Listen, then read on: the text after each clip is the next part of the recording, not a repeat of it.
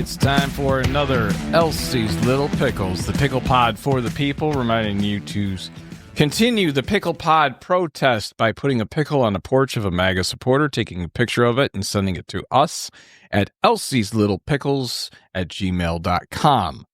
Another crazy week. Obviously, we had spoke on the last pod about the Pope passing. This week, we had the funeral. One of the things that I found interesting is that today, I believe it was, the actual final ceremonies happened. The final planting the Pope happened.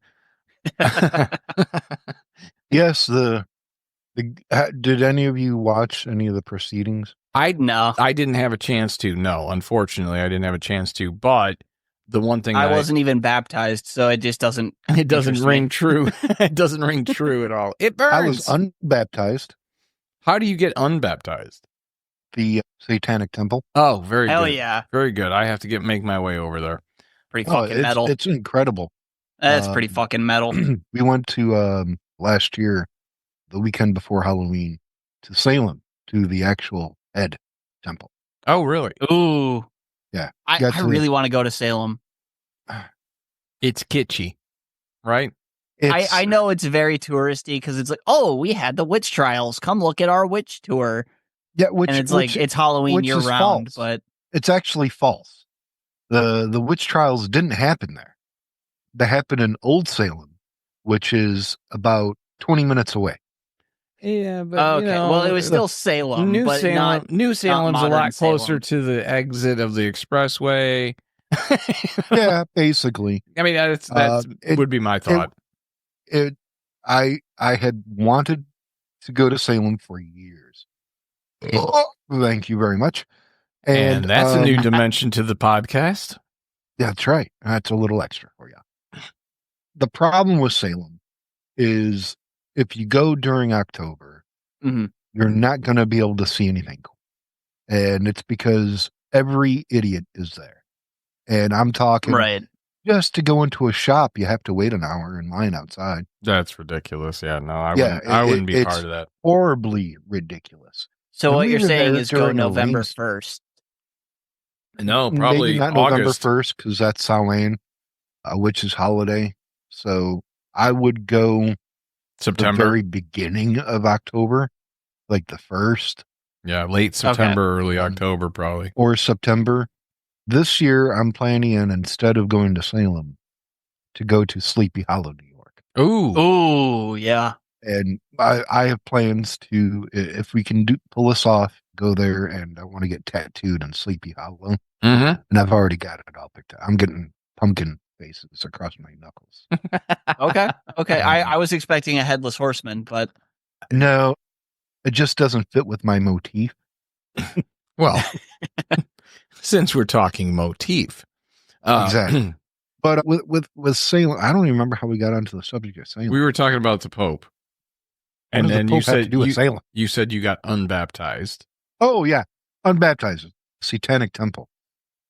The statue of Mephistopheles. Oh, that's not Mephistopheles. What is that? Baphomet. Thank you. Yeah, is there? I gave it a kiss on the cheek because you can sit on it. Yeah, it's fantastic. But they have artwork all over the place. But also pay attention to the wallpaper because it is not normal wallpaper. It's very beautiful. But it was a lot of fun. And will they unbaptize someone who's never been baptized? That is a great question. To make it a double? Yeah, I'm really double unbaptized. To really affirm it? I'm going to Purgatory Squared. Well, Purgatory Squared. You're just going to be in the lobby of Purgatory. Yeah. So fucking the villages in Florida. Yeah, that's Purgatory Squared. I've seen that too. God's waiting room. Let me tell you, I've been there. It's really crazy because everybody is in golf carts. No, what's really crazy is how many old people have fucking sexually transmitted disease. Yeah, I was going to say. Yes. I mean, that's like the number one. It was amazing how many places, like stores around there, actually had like Purell. Oh, I don't doubt it. Outside, fucking everywhere. Fucking old people. Yeah. I mean, well, you give guys of that age. Stop that fucking. You got to break a hip. You give guys that age a fucking boner pill. It's gonna happen. It's just going to fucking happen. And I think a lot of the old ladies. I think a lot of the Viagra. Yeah. And here's a bottle of lube. I think. And by the way, every door has a bowl of Werther's Original in front.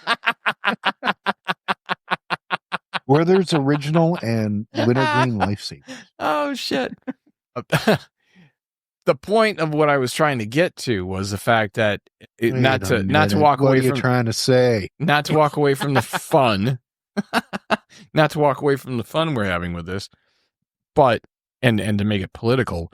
But it was interesting because two things happened apparently.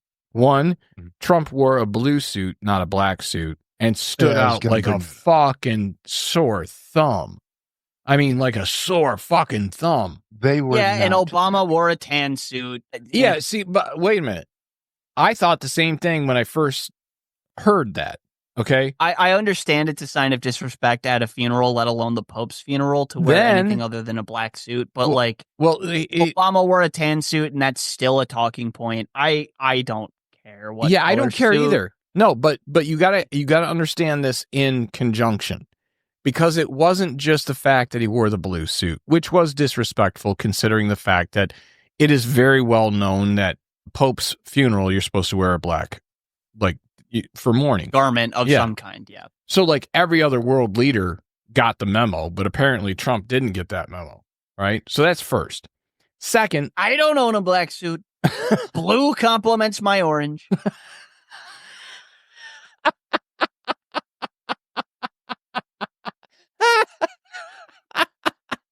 I don't want to look like Halloween. So exactly. So not only did he do that, right? But then on top of it, him and Melania stepped on the carpet. Do you know the significance of that? No, but I'm guessing it's a faux pas. So the carpet. Can I first ask where you're seeing Obama in a tan suit? He can't. He not at the funeral. Just no. I'm saying like he was actually when he was president. He wore a tan suit one time to like a press conference or something. I was going to say, according to AI, Obama did not attend the funeral. No. I'm talking about when he was president. If all you did was look up Obama in a tan suit, you'll see plenty. Yeah, and it was like a press conference, and it's still a talking point. And it only happened once. Yeah, that's meaningless. Yeah, it was totally meaningless. And under normal circumstances, I wouldn't give a shit if you wore a blue suit to a funeral. However, when you're in a sea of world leaders all wearing black, and they take the picture, and it's outside, sunlight, you stand out like a sore thumb. He might as well have been wearing blue jeans, right? Well, he didn't want to wear the black suit just in case he got deported. So, but then both him and Melania broke the carpet rule. Now the carpet is there, so they put the casket on the carpet, and the carpet is there as like this is holy ground right now. You're not supposed to step on the carpet. They're supposed to. It's part of Catholicism. The Pope's body and the bishops carrying him, or the cardinals carrying him. All of it is very, very ceremonial, and it's very important to Catholic tradition. The carpet represents a holy space that is meant to be. The whole thing made me watching feel so awkward. Like the time that I peed in the public swimming pool, and it turned blue. No, but the lifeguard was screaming at me, and it startled me that I almost fell in. You know, that's a felony, holding a kid's penis like that.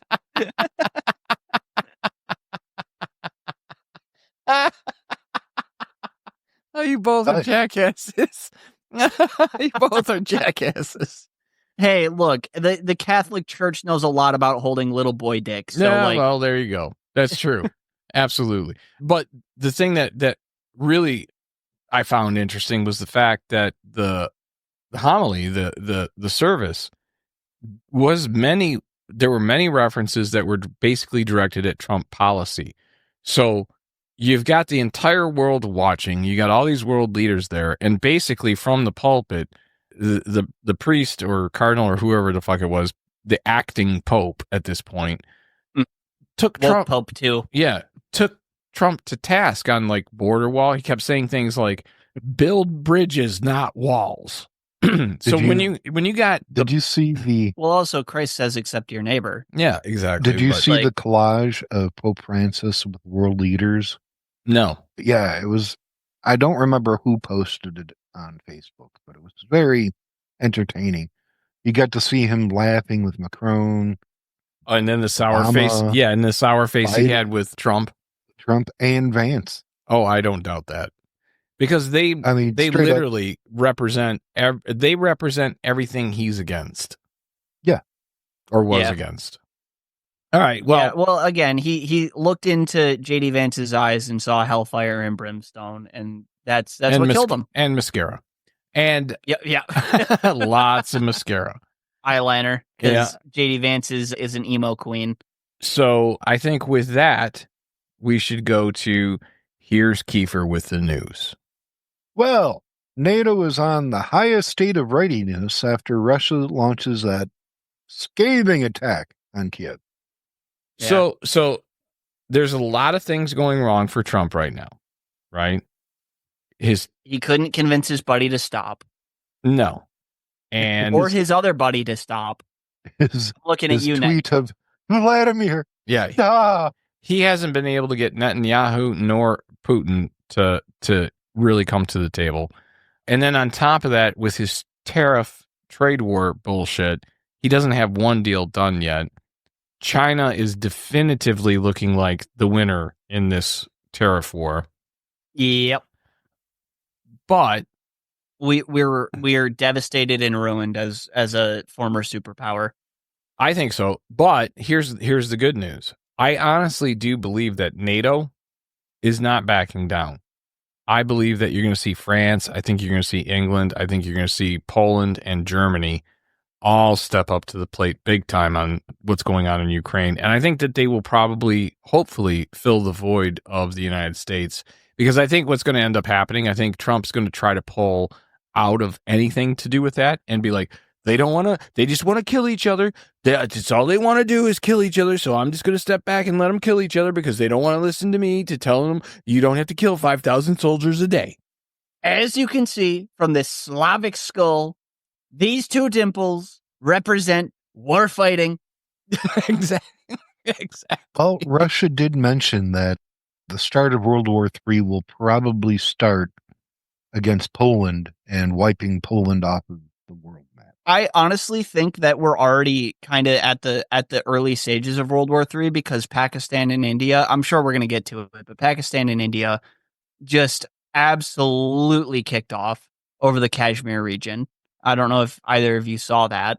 I didn't see that. No, actually, basically, Kashmir is a jointly governed zone between India, Pakistan, and China, and they all have a claim over a portion of it, if not all of it.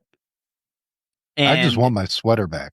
There were apparently, I don't know if this was a false flag or something like that. There's a lot of indications that it might have been, but it also might not have been. But basically, a bunch of like 20 to 30 very rich Indian people in the Kashmiri region, like vacationing there, were apparently fired upon by the Pakistani military, to which Modi of India said, okay, we're going to cut off our water deal. We're going to halt all passports and travel between Pakistan and India, and we're going to essentially wall off the Kashmiri region.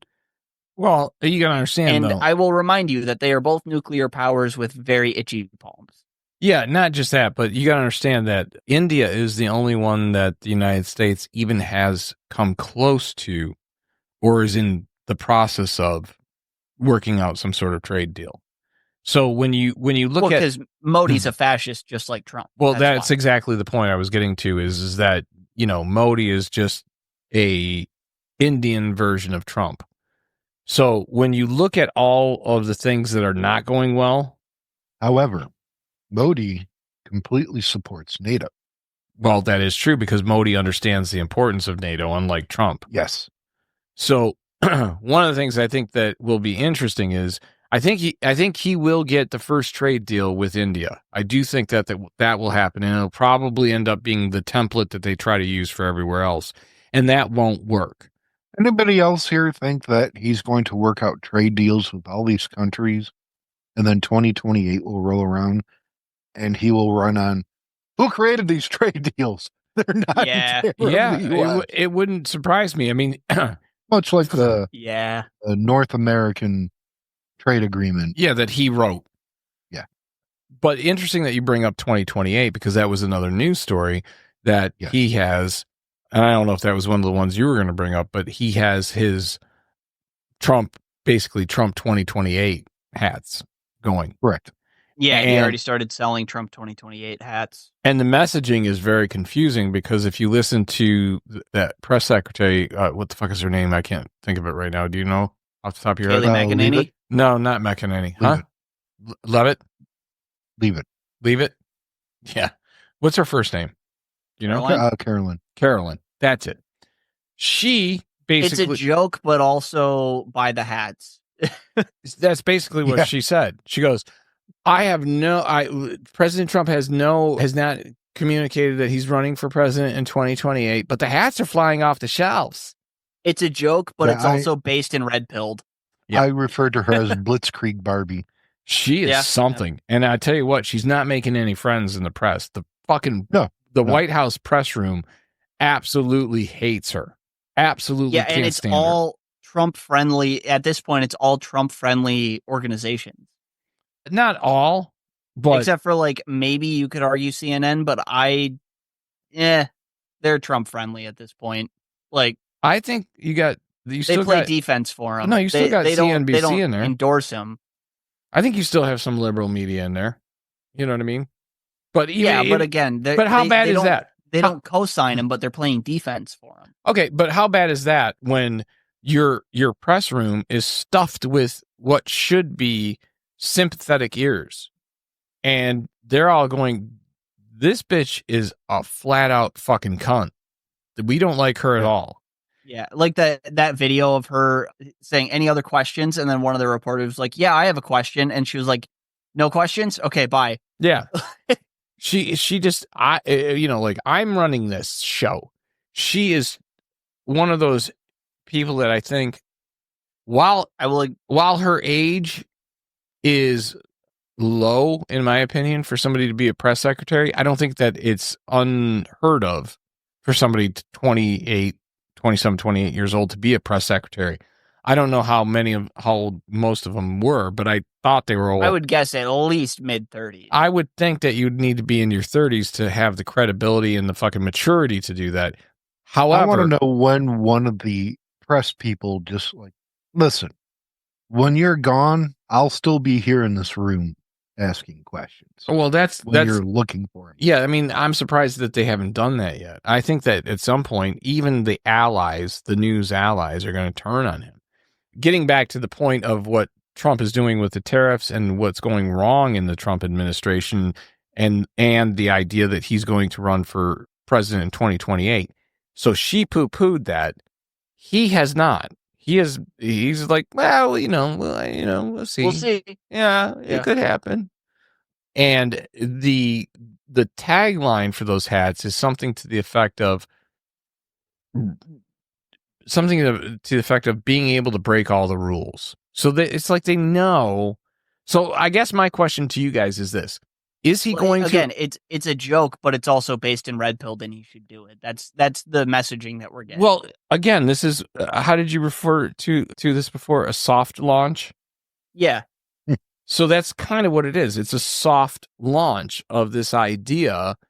And he plays off like he's joking, and then, well, maybe, and people are saying I should, and then it becomes a reality. So my question to you guys is this a joke that becomes contemplative, then becomes a reality? Or is this him trolling? I think he's... Here's the third option. The third option is he's just trying to drain every fucking nickel out of his supporters. So I think it's two things. I think, well, I guess maybe three if you want to. But so I think it's publicly he's trolling. Behind closed doors, he's trying to figure out how he can do it. And simultaneously, he's trying to get every nickel and dime out of his supporters he possibly can. I've never seen a motherfucker and out of the government. Yeah, I've never seen a motherfucker who was so willing to put his name on every goddamn thing that ever existed. Like one of the most pathetic things that I'd ever seen was Trump steaks. Do you remember that? I do. Yeah. And what were they? They were steaks purchased. They still had the sticker from Walmart underneath the Trump steak sticker. I didn't know that, but that's funny as hell. It's not a joke. That's what happened. He had Trump wine. He had Trump vodka. He didn't even drink. For a person that doesn't drink is rich. Yeah. Like, how do you even know if this shit's any good? You didn't try it. He doesn't care. Exactly. He doesn't care. No. So that's why I asked the question. What is the reality of this plan of his? Trump University. Yeah. One of the key things that people went to Trump University was to meet him at the end when you graduated. And what was it? He wasn't there. He had a cardboard cutout that people could take the picture next to. Unbelievable. He's literally just a grifter. He always has been. But see, if he gets the deal with India, he'll at least look like he's making progress, because India is a big fucking country, right? And it's also a very poor country. It is. That is. Let's be honest, we don't really import a ton from. Oh, we don't. I don't think we do really anything except for butter chicken. I have a family member who lives in a Trump estate. Ew. Last Easter, he had sent out a group text, a group family picture, celebrating that he's at breakfast with Trump, big get together of people, and that he was excited Trump is there serving breakfast to everybody. He wasn't. He was at Mar-a-Lago. Of course he was. But it was the fact that they actually believed that he was going to be there. And still tried to pass it off like he was there. And more importantly, probably paid a pretty penny to be at that breakfast. I'm sure.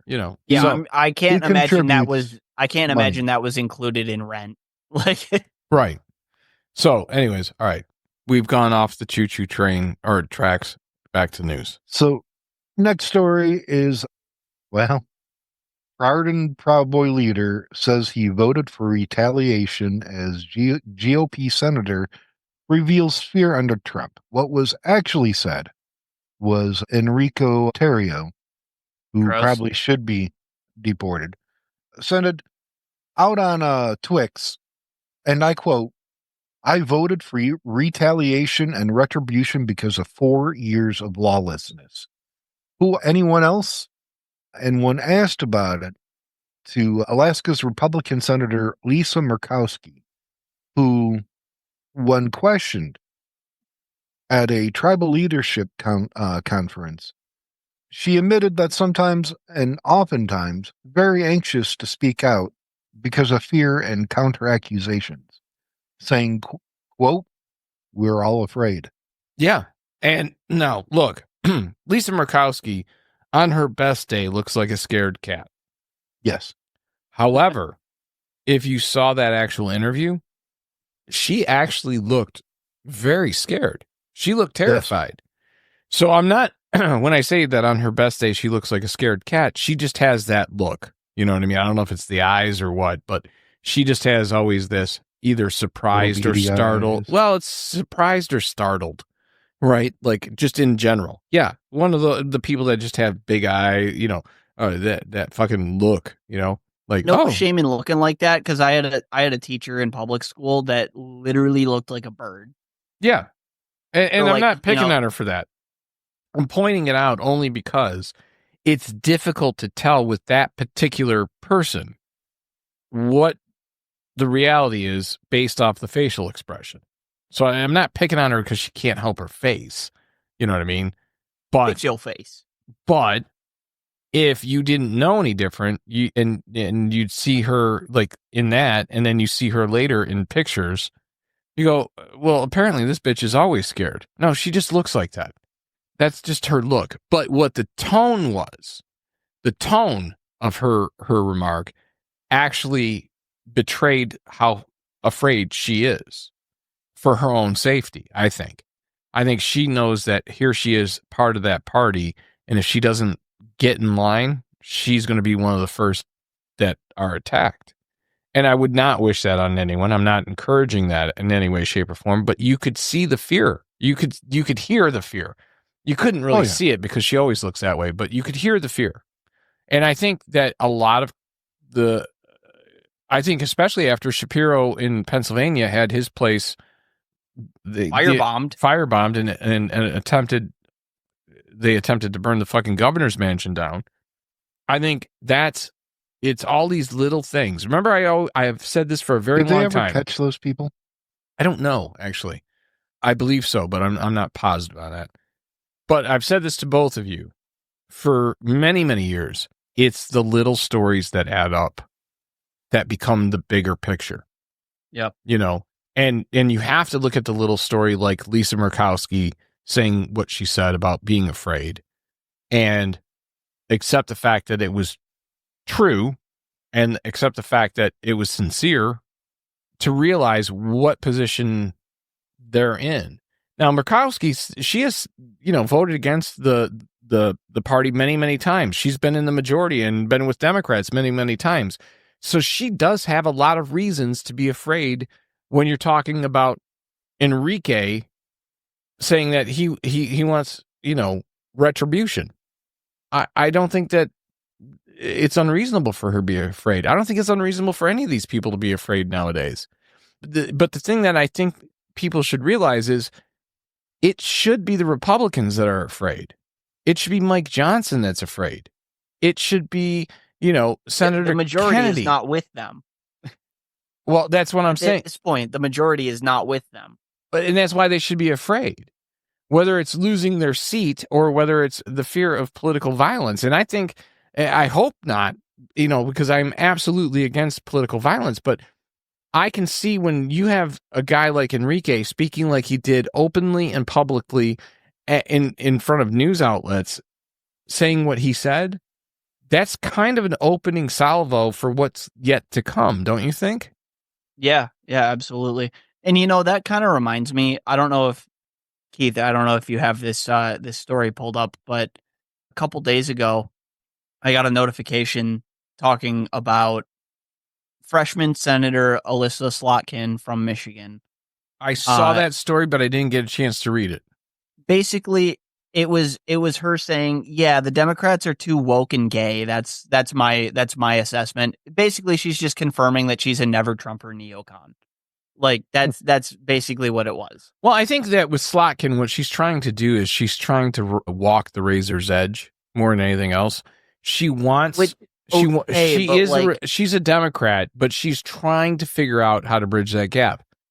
I don't think she's a Democrat. I think she's literally just a neocon that thinks that women should have the right to choose. And that's the only thing that pushes her to be a Democrat. I can see where you would come up with that idea, and you're not alone in that. However, I disagree with that assessment. I think that she is a Democratic centrist who is trying to reach across the aisle with constituency, because in her area, right? I get it. Michigan is a very purple state, and she comes from Holly. She's from Holly, right? Which is totally red. Exactly. So I get it. Like, she's trying to bridge that gap, but as a Democrat coming out and saying, "Yeah, we just need to stop with the woke gay shit," like, okay, fucking. All right. Well, wait a minute. All right. So this is where I'm going to give you a little bit of pushback. Okay. Bill Maher went and had dinner with Trump at the White House. 12 days, I think it was after that, he went back on his show and reported on what happened. And his reporting basically just said, "I was wooed by Trump." Like, without saying that, that's what he said. Okay, but that's not what I got out of it. That's what I got out of it. See that, and that's what I'm saying is it's the filter that we all have. And look, I think Maher's point was that everyone's filter is going to hear what they want to hear. Well, that was part of it, but the other part of it, and this is the thing that I think he said that was the most authentic and true and applicable to everyone. We have been in an 8, you could probably say 16-year cycle, okay, of tribalistic increasing, or in tribalistic views increasing. And what has come of that? Now, you may not remember, Colton, but there was a time where you could have a very, very Republican neighbor. You'd still invite them over for the barbecue, and everyone would have a great time. Here's my point, though. The reason why that's bullshit at this point is because, as much as I might not want to get political, the Republican will. And as much as the Republican might not want to get political, maybe I will. And on top of that, we don't have a mutually agreed upon set of core axioms. That's the problem. And they don't believe in human rights the way that I do. They don't believe in. But how do you bridge that gap unless you're willing to have the conversation with them? But how do you convince someone to? That's the problem, is both sides are trying to convince the other side instead of just listening to what they're saying. Because when you listen to what somebody else says, especially when it's somebody that you disagree with on fundamental things, you will find that they might come around to this point of view. So rather than just attacking the differences, and this is where I'm going with Bill Maher on this, he was like, and this was my interpretation, I'm done attacking the differences. I'm looking for the similarities because I can build on the similarities and we can come together eventually. We may not agree on everything, but we might be able to not fucking hate each other. Hold on. So if that's what you got out of it, okay. But I disagree in the sense that, one, Bill Maher he has been on a trajectory of rightward movement, and basically his whole show for the past 5 years at least has been attacking the left. That is so not true. There's a difference. You have to be able. I got to speak up on this one. I'm sorry. If you're not willing to call out the bullshit in your own party, what gives I'm not saying call him out. What gives you? Wait a minute. He's what gives only you? Been attacking the left. Okay, but wait a minute. I disagree because I watch Bill Maher very religiously, and I'm going to push back on that. If you only agree with those who agree with you and only disagree with those who disagree with you, how do you ever get to a point where we were? Which was a pretty good fucking point. There is no where we were anymore. That's over. We're not getting back to that. That's just not happening. So ultimately, the argument then becomes one side has to win. And then the question becomes, at what cost? And the thing with that, and I agree with you, the vast majority of Americans believe in the basic principles of the Constitution, right? Mm-hmm. Liberal, Democrat, conservative, Republican, doesn't fucking matter.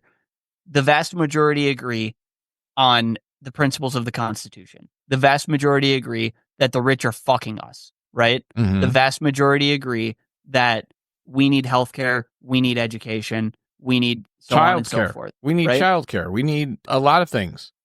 The vast majority agree on that. But you have a very loud minority holding that up. And those very loud minority have a majority in our government. That's the problem. Again, I'm not going to give pushback on that. But what I'm saying is... And shooting across the bow at people who agree with you on many things, which is what Bill Maher does in my perspective. He shoots across the bow on people that agree with him on many things. Maybe not everything, but many things.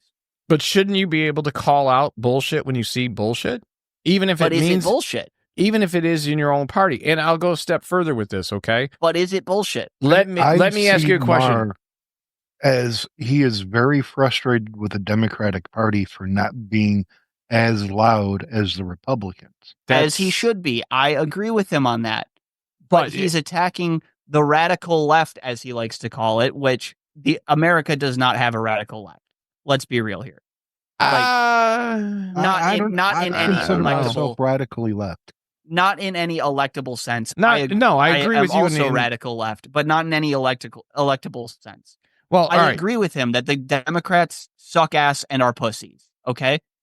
But when you're using that as a justification to say, oh, but maybe we should hear Trump out after fucking 8 years of him saying he's going to destroy the country.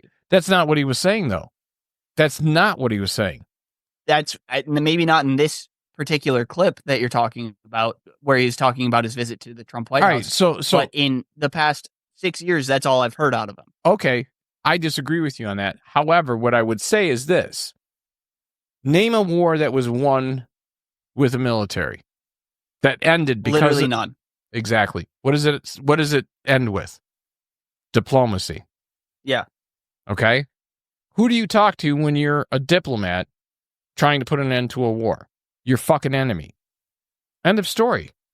The only way that you can sit there all day long in his position, and even in Larry David's response to him. Okay. Which was a very good response, in my opinion. I disagree. I loved Larry David, but I disagree on this. Okay. And the reason I say that is, if you're not able to have the conversations, if you can't even be in the same room with the person that is the creator of the problem, how are you ever going to start a dialogue that gets you to a point where you can even make assertions that you might be able to change that person's mind? Hold on, let me put a little pushback on that, okay?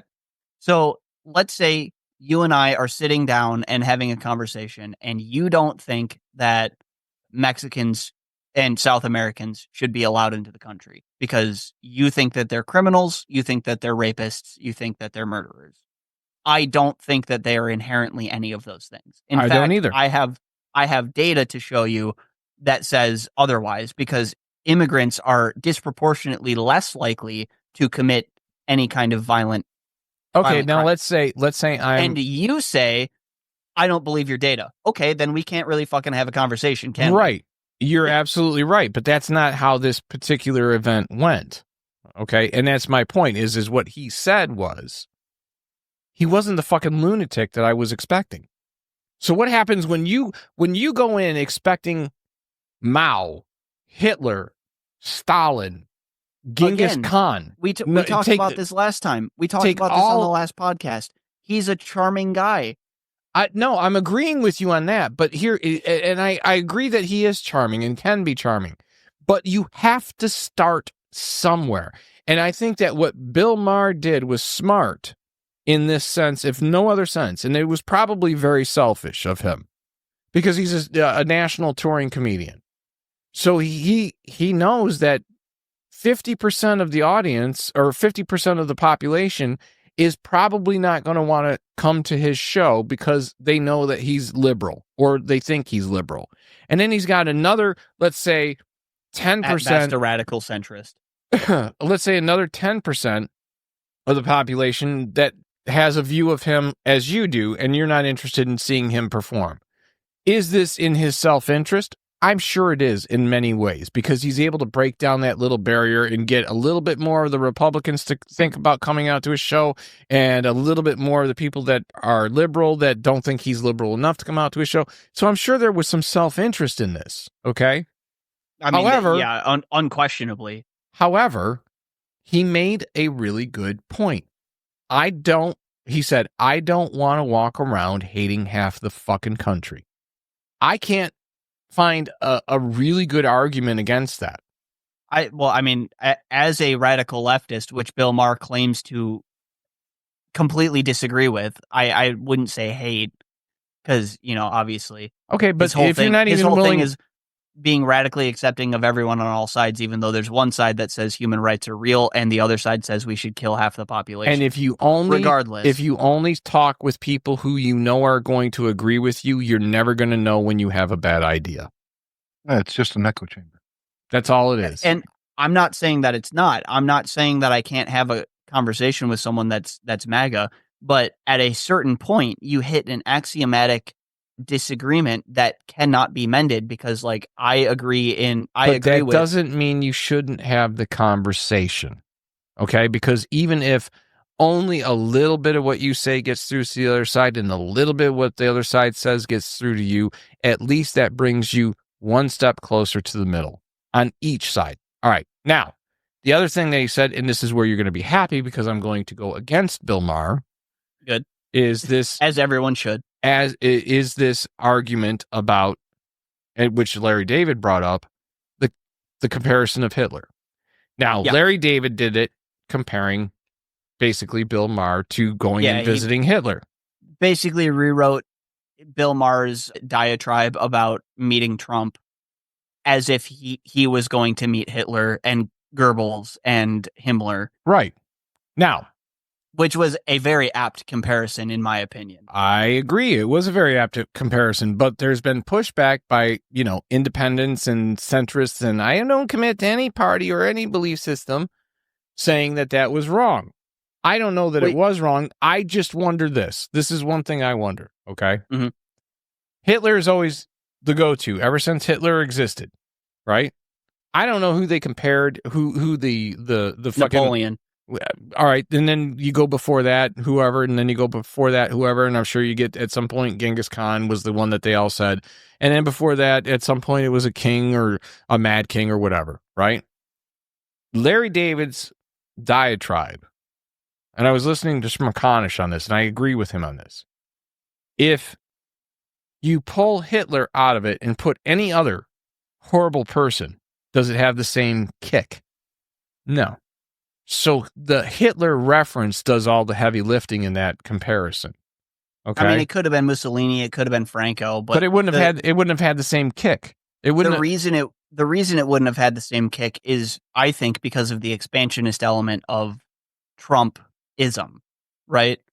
So Trumpism, MAGA, at this point in their evolution, are looking at expansion, whether that's Panama, whether that's parts of Mexico, whether that's Greenland, so on and so forth. Oh, I agree with you. Expansion. And that's why I think Canada. he's giving.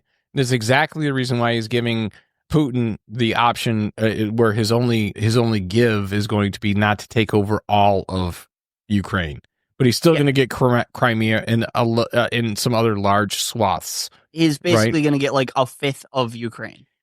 Well, yeah, and what he's doing by doing that is setting up the precedent for him to do that himself, whether it be Canada, Mexico, Greenland, or whatever. All right, now, which is why I think it was an apt comparison for Larry David to compare Bill Maher's meeting Trump to him meeting Hitler and Himmler and Goebbels because of the expansionist element. So while I think that, yes, Larry David made a very, very eloquent argument, my argument against it is, could you have made the same powerful statement using any other nasty motherfucker that's ever existed aside from Hitler? And I don't think he could have, and I don't think it would have had as much weight. All right, now, we've had George W. Bush get compared to Hitler. We've had Barack Obama get compared to Hitler. We've had Donald Trump get compared to Hitler. We've had Joe Biden get compared to Hitler. And now we've had Trump getting compared to Hitler. Which, on my part, I will point out, Biden, Obama, Bush, even Reagan, Bush Sr., any other Hitler comparison does not really fully... It doesn't stand up. There's elements, but it doesn't stand up. And you're getting Trump stands up. You're getting exactly to my point. Trump stands up. I'll give you the perfect Trump comparison to Hitler. And that's this $5,000 to any woman who has a baby. So the comparison to Hitler, while often overused, unfortunately, you can draw lines to Trump policy. Apt in this situation. It is apt in this situation. I think it has been overused, and overused again. But in these material conditions, it makes sense. So just going with the $5,000 for having a baby. Yeah, which is not even close to like a reasonable amount. Like when you were born 24 years ago, yeah, it was $250,000 to get you to age 18. Yeah. Now I got to imagine it's closer to about $400,000 to get a kid to the age of 18. If not $500,000 or more. It could be. You're very right. It could be. Not to change the subject, but I wanted to point this out with the previous subject. One Chris Mowry tweeted out on Twix, and I quote, Trump's statement after arresting the Wisconsin judge was, I expect the legal profession to understand that the nation is not here for them, but they are here for the nation. From now on, I shall intervene in these cases and remove from office those judges who evidently do not understand the demand of the hour. Another Hitler comparison. Mm-hmm. I'm sorry, I lied. That was actually Adolf Hitler in 1942. Yep, there we go. There we go. And honestly, it could have been Pam Bondi on Fox News a couple of days ago. Yes. So I just wanted to read that out. That's what I'm saying is like we've lived in this environment where I remember really I was in San Francisco performing, and I was in a tchotchke shop, a souvenir shop, and they had George, Bush is Hitler, and they had a picture of Bush with a Hitler mustache on. And I was shocked. I didn't like Hitler or Bush.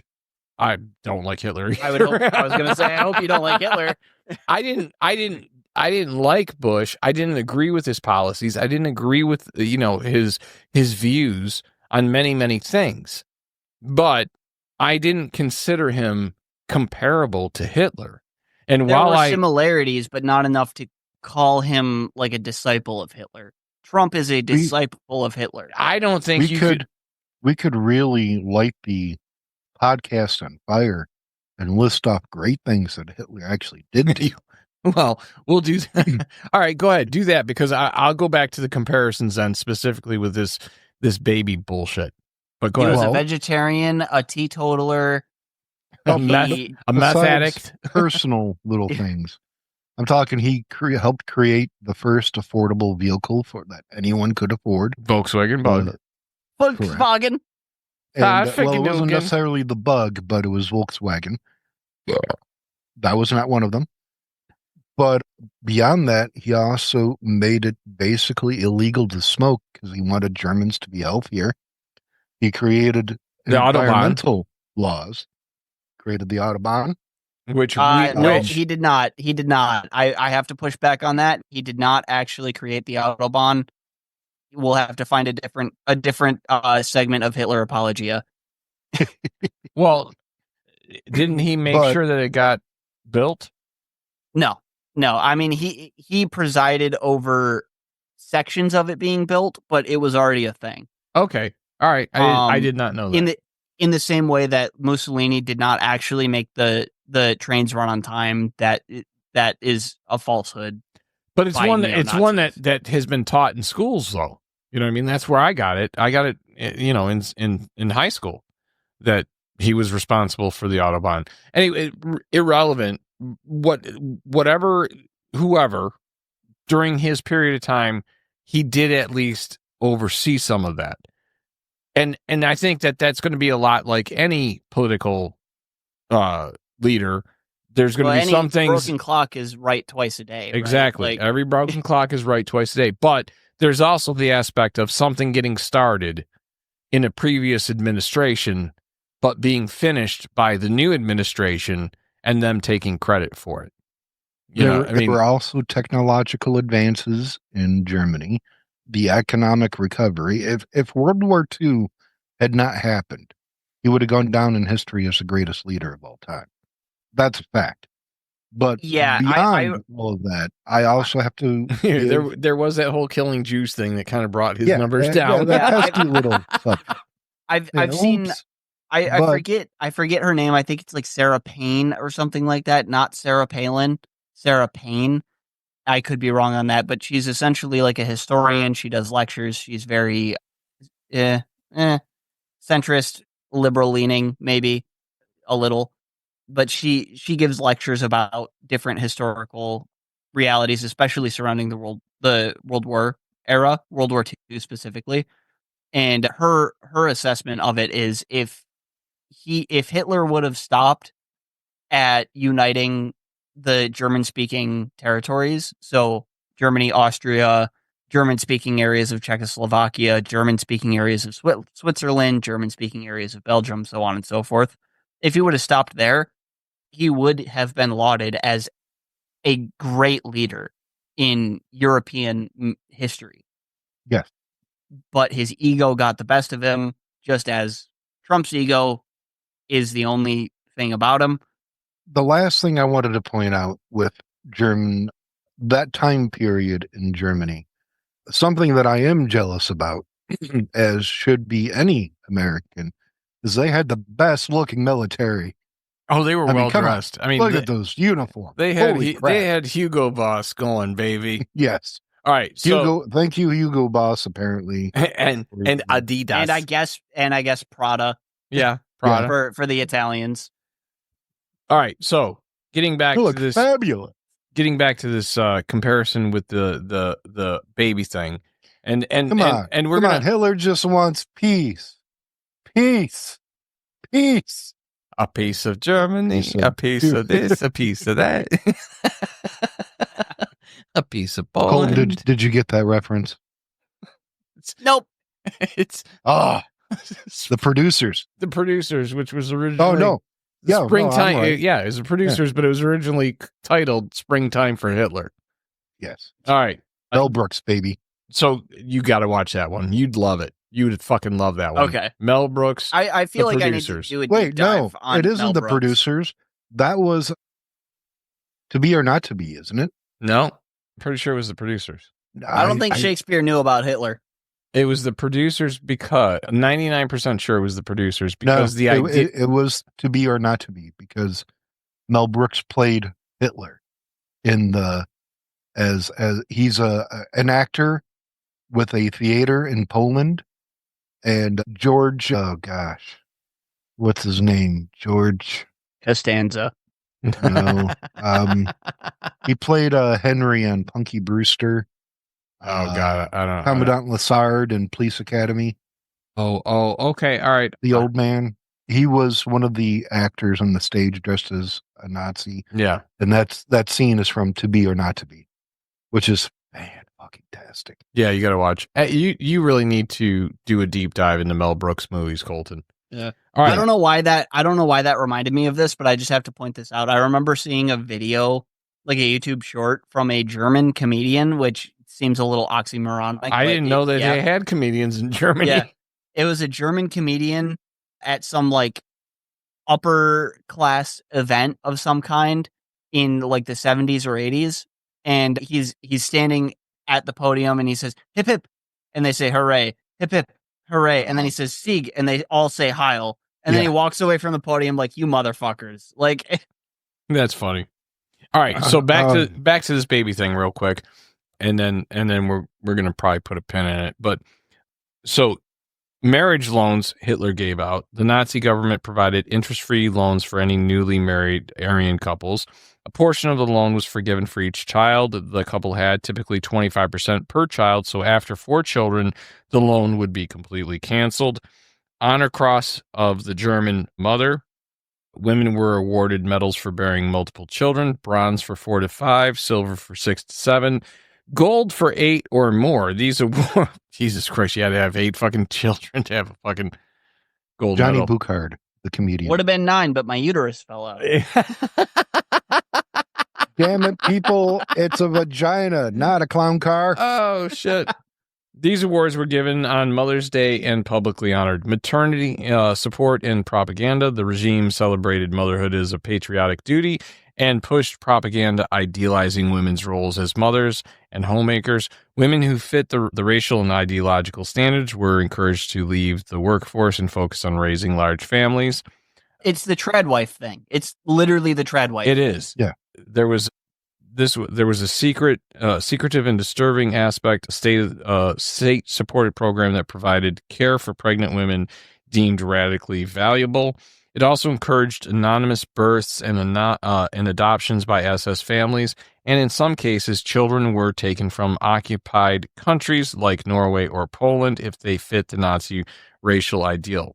All right, so now the point that I'm getting here with this is A, kind of sounds like Handmaid's Tale in many ways. B, you're seeing like, we can do all the political shit, right? We can take all the Project 2025 stuff and draw a line from Project 2025 to Trump enacting it to a Hitler policy. This is different. This is I mean, look, the thing is, look, if the government said there is going to be some kind of credit more substantial than $5,000, because that's not fucking shit, especially in this economy. If the government were to say there is some kind of incentive to have children, but it's not restricted to anyone, I wouldn't necessarily be opposed to it. But the problem is Trump wants it to be American citizens only. Yes. He wants it to be American citizens only. He doesn't believe in the Dreamer program. He doesn't believe in, he doesn't believe, you can, in a derogatory sense, you can call them anchor babies, but at the same time, anyone born on American soil is an American citizen. Doesn't matter where they were from. End of story. Or where their parents were from. Exactly. So that's the issue, is Trump is saying this. First of all, he's offering a pittance in comparison to what it costs to have a child, let alone to raise a child, right? Mm-hmm. But then on top of that, he wants it to only be American citizens, and his definition of American citizens are white women. Oh, absolutely. Absolutely. White women having white babies. So, because as Chappelle says, I like white women with dirty feet. Barefoot and pregnant in the kitchen, baby. That's what they want. I hate to say it, but I do think that is the case in many, many ways. But how about this? How about you make healthcare available to women to have these babies, because you could spend upwards of $20,000 to $30,000 just to have a child. That's just the expense of the hospital. If you don't have $20,000 to $30,000 is cheaper or more expensive than just a random woman.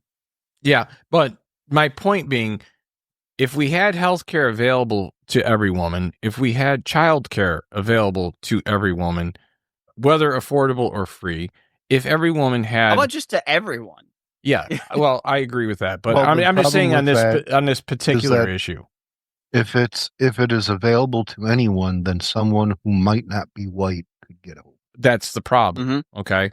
How about giving women back autonomy over their bodies? How about making sure that women have equal rights? How about making sure that they're making the same amount for the same job as a man? Yeah.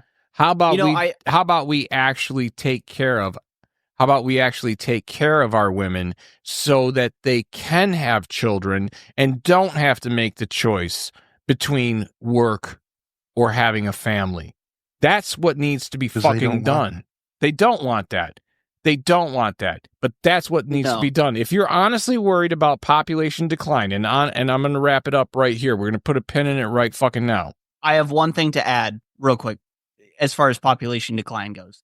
I think that this comes from a fear of falling into the same thing that South Korea is dealing with right now, which I don't know if either of you have seen this. Replacement birth rate is somewhere in a little over 2%, two children per two. The break even is 2.4%. We're at 1.9% right now, which means we need half a baby. But in South Korea, I don't know the numbers for America necessarily. I just gave them to you. I literally just gave them to you. Maybe 1.9. No, I heard this just today. It's 1.9 and 2.4 is the break even. Anything above 2.4 gets us in the positive. Two things with that. One, South Korea used to have somewhere in the neighborhood of like 4 children per couple, right? 6 was not uncommon, but typically it was like 4. They have dipped below 2%. And because of that, South Korea is considered like a dying population. They have more elderly than they have young, right? Right. Yep. Same with Japan. Colleges, schools, so on and so forth are losing enrollment and therefore are going bankrupt and closing. The U.S. may be on that path, but the problem with us comparing ourselves to South Korea in that respect is that we have this really cool thing where you can immigrate to the U.S. and have a child in the U.S., and that child is an American citizen. South Korea does not have that. Mm-hmm. Well, right? Asterisk, they did just deport a 2-year-old that was born in Louisiana. Yeah. No trial. No, nothing. Ridiculous. My point being, well, that baby just couldn't fucking afford a lawyer. Yeah, they're having kids represent themselves in court because Trump cut the fund for children to have legal representation. Yeah. But my point being, in America, we have this really cool thing, or we did have this really cool thing, where if you were born in the U.S., you were an American citizen, regardless of where your parents were from. Regardless of their legal status, if you were born in the U.S., you are an American citizen. With that going away, that only further threatens the replacement rate of the United States. And that gets to my point, is that no matter how much Elon screams at the top of his lungs and jumps up for joy, showing his little pink belly, doing the X pose, he's not going to get more people to have more children. Trump's not going to do it with this $5,000 plan. Those who do have a child have to understand that $5,000 is not shit, first off. Secondly, that doesn't even cover that a fraction of the bill to have a child, let alone for most copays. For most copays, it won't cover the copay on having that child if there's a problem pregnancy. Okay? Yep. If you want people to have more children, and you honestly want that, how about we do this? How about we actually tax the rich, bring down the deficit, create a circumstance where big business pays its fair share of taxes. Well, hold on. A lot of that, Trump has already informed people that taxing more on millionaires won't fix anything. No, he thinks that it'll make them move away. Correct. But that's not the reality. Even Steve Bannon calls bullshit on that, okay? We're running out of bacon. I bet Elon would sizzle. But what we need to do is we need to create an environment where houses are affordable. Okay, so like in the 50s, the baby boom, you could be a single income family, and that income could be you as the man of the house was a teacher at the local elementary school, not the principal. You could pay for your house in 5 to 10 years. You could afford your house. You could afford to have upwards of 4 kids. You'd have 1, if you did really well, 2 cars in the driveway, but mostly 1. And you could afford to take your family on a vacation at least once a year. At least once a year for 2 weeks. That doesn't exist anymore. One car. Your wife doesn't need to go anywhere. Yeah, I mean, but because she's barefoot pregnant. Yeah, exactly. But who's going to go get the groceries while you're at work? Who's going to take the kids to their activities when you're at work? You know what I mean? Like all those things that you miss out if you're a single family household and it's just the man working or just the woman. You have to have 2 cars because somebody who's staying home raising the children needs to actually make sure that the children can do the activities that need to be done for a healthy childhood. The problem with this country is we've gotten to the point where we've destroyed the unions, which in the 50s, during the baby boom, the unions were strong. 30% or more. 30% or more. We've gotten rid of the unions. Republicans made sure of that. We've gotten rid of affordable housing. Republicans made sure of that. We've gotten rid of any benefits. Republicans made sure of that. Women don't make as much as men. Republicans have made sure of that.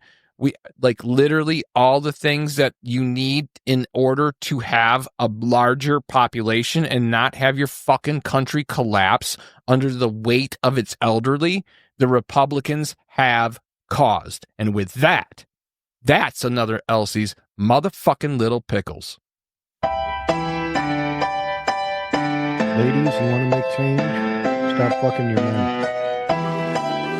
Yeah.